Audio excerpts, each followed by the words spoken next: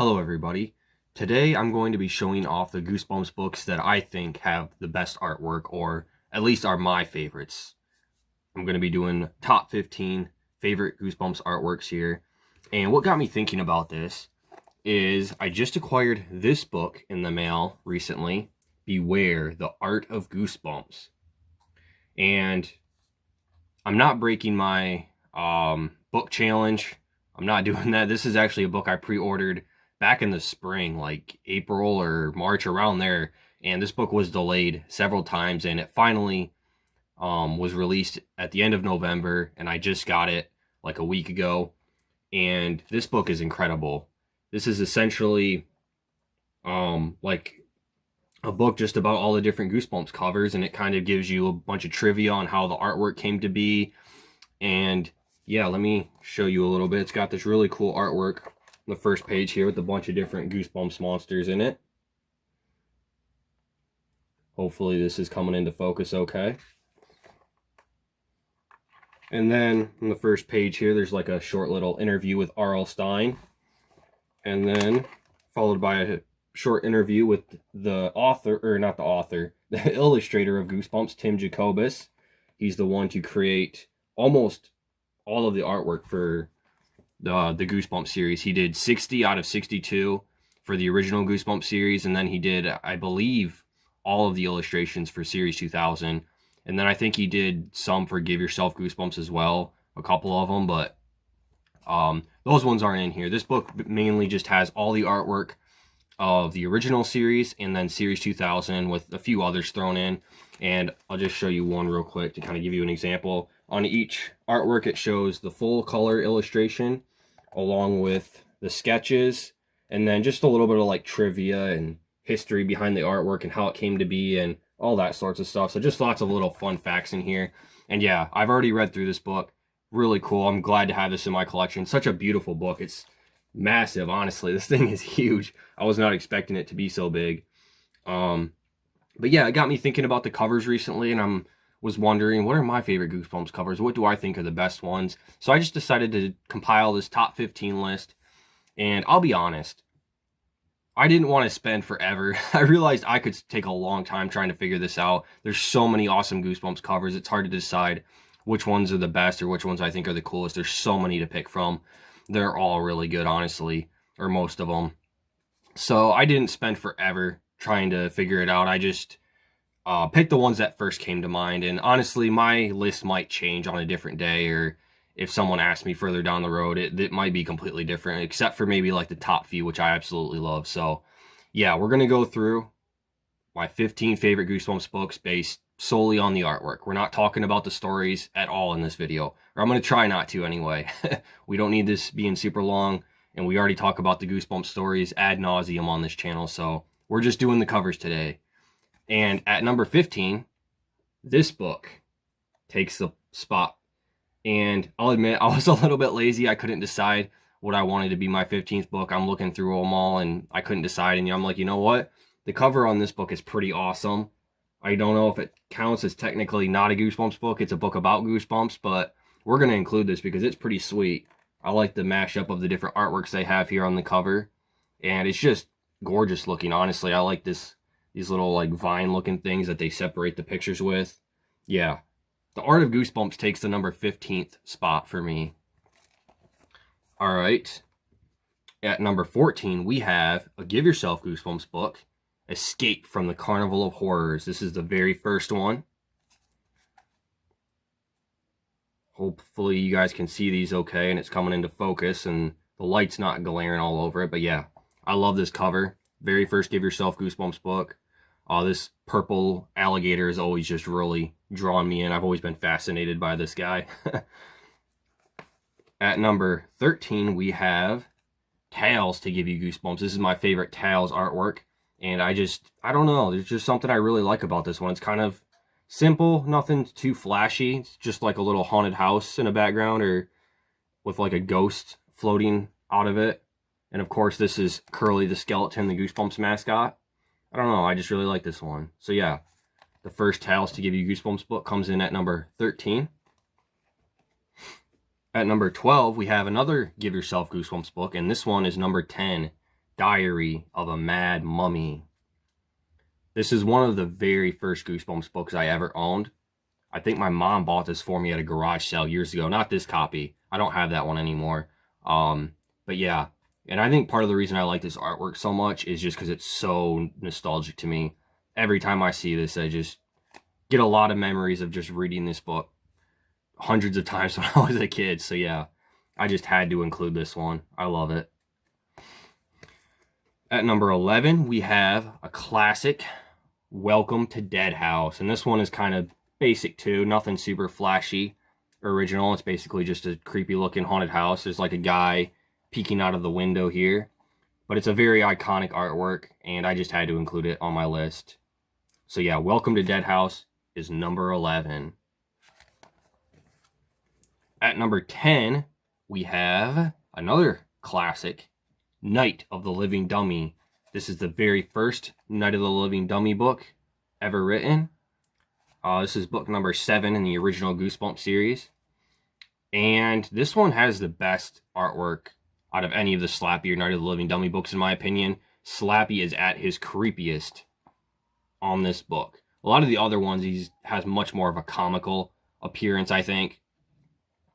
Especially the more modern ones. But this one is just super, super creepy. I love it. Again, it's kind of basic, not super flashy. It's basically just the facial picture of the ventriloquist dummy, but he just looks so menacing and evil on the cover. I absolutely love it. The only other one that I think kind of comes close is Night of the Living Dummy 3. That one was good too, and I almost included it on this list. But again, I'm just doing 15 books here. There were a lot of books that I wanted to include on this list, but I can't just be making this list, 30 books long or whatever. So yeah, Night of the Living Dummy was number 10, I think. I've already lost count, guys. Let's see. Yep, that was number 10. Okay, so number 9 is Welcome to Camp Nightmare. Absolutely love this cover. I remember this one kind of creeping me out when I was a kid. So cool. I love it. I love like the neon green glowing inside the tent and the mysterious creature here with his claw ripping at the netting. Very cool. At number 8, we have Werewolf Skin. This is one of the last books in the original Goosebumps series. I absolutely love this cover as well. Very, very cool. I love all the little details in the background. I love the wolf's eyes. They're so realistic and real looking. It's basically supposed to be a werewolf costume, kind of. That's like the lore of the story, is that for the werewolves is they put on like these costumes, these skins, and then they turn into the werewolves. Very interesting, very unique. I know I said I wasn't going to be talking about the stories. It looks like I already failed. But yeah, Werewolf Skin comes in at number 8, I believe. All right, at number 7, we have Ghost Beach. This one's kind of basic too, but I absolutely love it. This is just a great cover. Love the artwork on this one. And of course, all of these are done by none other than Tim Jacobus. And at number 6, I keep losing track, guys. I don't know why I have such a hard time keeping track on these types of videos. But yeah, at number 6, we have One Day at Horrorland. This artwork is just fantastic. It's kind of humorous and creepy at the same time. This big green monster is kind of goofy looking, but then you have the abandoned amusement park there in the background, and it's just so creepy. I love it. The letters are like spelled out in blood, basically. All right. At number 5, we have The Curse of Camp Cold Lake. Unfortunately, some of these books aren't nearly as good as the artwork.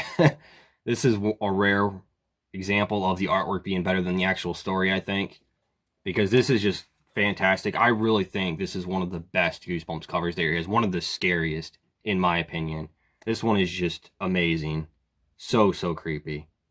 And this is one of the later books in the series, number 56.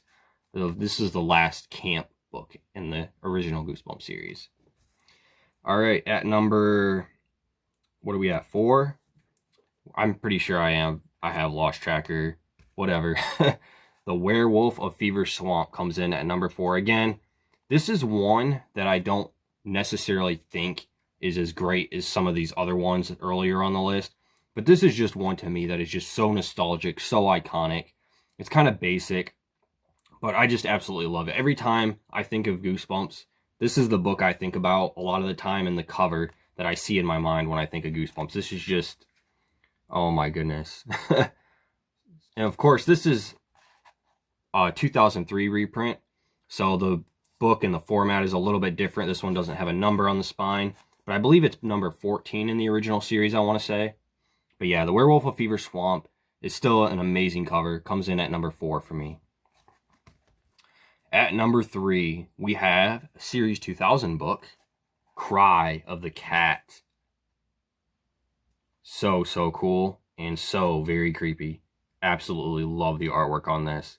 This is the scariest cat I've ever seen in my life, honestly. That thing is just absolutely terrifying looking. It's great. I love the little details of like the saliva dripping down from its mouth and everything. Obviously its teeth and fangs are a bit exaggerated and enlarged, but man, I do not want to be going up against that cat. And I believe his name is Rip from the story too. And yeah, come on. How can you not love that? At number 2, we have probably my favorite artwork from any Goosebumps book in the original series, or at least one of. And that is Bad Hair Day. This one might surprise some people. I don't know if other people love this cover as much as I do, honestly, or if it's just me. I'm honestly not sure.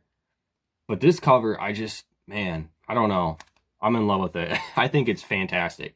It's kind of funny, kind of creepy, and just so cool all at the same time. I love the different colors, the kind of like magical and mystical appearance to it.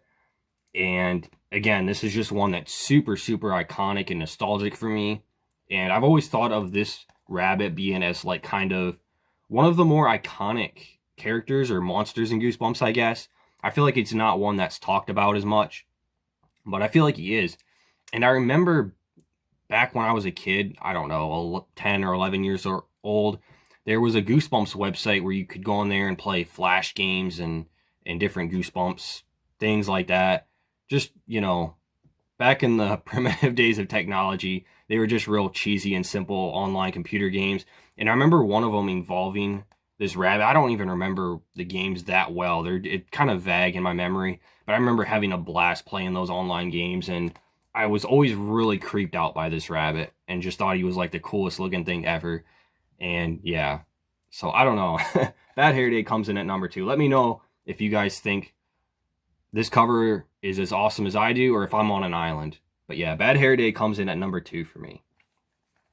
And number 1, my all-time favorite Goosebumps cover. This might not be a surprise to some of you, and that is The Werewolf in the Living Room. Of course, this is from Series 2000. This is book number 17 in the series. And I absolutely love this cover because it's kind of darker and scarier. Like, look at that wolf's face. I feel like that's kind of gruesome almost and gory. I can't think of any other Goosebumps book that has that. Like, his face is all blistered and gross looking, and it's just amazing. But it also has the trademark humor to it in Goosebumps book by having his feet sticking up and being probably the most like pronounced part of the artwork is his feet and his giant toenails. And he's holding the TV remote. Like, it's just awesome. How can you not love that? This is probably my all-time favorite Goosebumps cover, honestly. This is just flawless. Tim Jacobus is a genius for thinking of this. This is incredible. I don't even know what to say. It's scary and funny at the same time. Kind of like most Goosebumps books are. Honestly, Tim Jacobus is a legend for being able to capture what Goosebumps is just in the covers. Like, they just so accurately portray the stories most of the time. And what's interesting is I learned in this Art of Goosebumps book is that a lot of the times he didn't even know what the books were about. I think he would be given a brief description of the book or like a brief description of an artwork or something to go off of. And then he would just draw the picture. He wouldn't know that much about the story. He didn't even know how it would end or anything. So yeah, a lot of these artworks and covers were just kind of created somewhat blindly. He just had to come up with something. And yeah, I think Tim Jacobus did a fantastic job. Obviously, Goosebumps artwork is just so iconic, and if it wasn't for these amazing covers, they might not have ever drawn me in when I was a kid, because that's kind of how I discovered them. I remember walking into the library when I was young and seeing these covers and just being so fascinated and transfixed by them, and yeah, obviously it made me want to pick them up. So yeah, massive thanks and props to Tim Jacobus for creating these awesome covers, and those are my top 15 favorite covers. So anyways, guys, that's pretty much all I have today. Let me know down in the comments what your favorite Goosebumps covers are, and that's it. Peace.